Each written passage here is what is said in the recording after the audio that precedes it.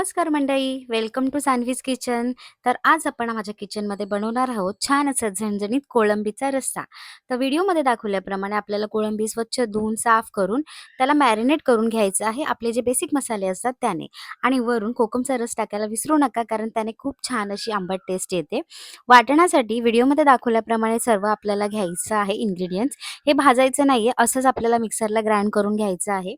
तेलामध्ये आपल्याला थोडीशी लसूण आपली असे ती ठेचून थोडासा कढीपत्ता टाकायचा आहे आणि लाल तिखट, जेणेकरून आपल्या रश्श्याला छान असा रंग येईल. आणि आपण जे वाटण करून घेतलं होतं ते आपण छान ह्याच्यात भाजून घेणार आहोत. लो फ्लेमवरती मस्त आपल्याला असं तेल सुटेपर्यंत हे वाटण भाजून घ्यायचे, कारण आपण ह्याला पूर्वी भाजून घेतलेलं नव्हतं. त्यानंतर आपण हळद, लाल तिखट, गरम मसाला हे ह्याच्यात ॲड करणार आहोत व कोलंबी आपण जी मॅरिनेट करून ठेवली होती ती आपण ह्याच्यात ॲड करणार आहोत. छान असं परतून घ्यायचं आहे त्याला व्यवस्थित. वरून आपण याच्यामध्ये थोडं पाणी ॲड करणार आहोत आणि चवीनुसार मीठ ॲड करायचं आहे आणि लो फ्लेमवरती मस्त त्याला शिजू द्यायचं आहे. कोकम टाकवायला मात्र विसरू नका, कारण कोकमाने जी आंबट छान अशी टेस्ट येते, अप्रतिम असते ती. वरून आपण थोडीशी गार्निशिंगसाठी कोथिंबीर टाकणार आहोत आणि व्यवस्थित असं लो फ्लेमवरती आपण याला शिजवून घेणार आहोत.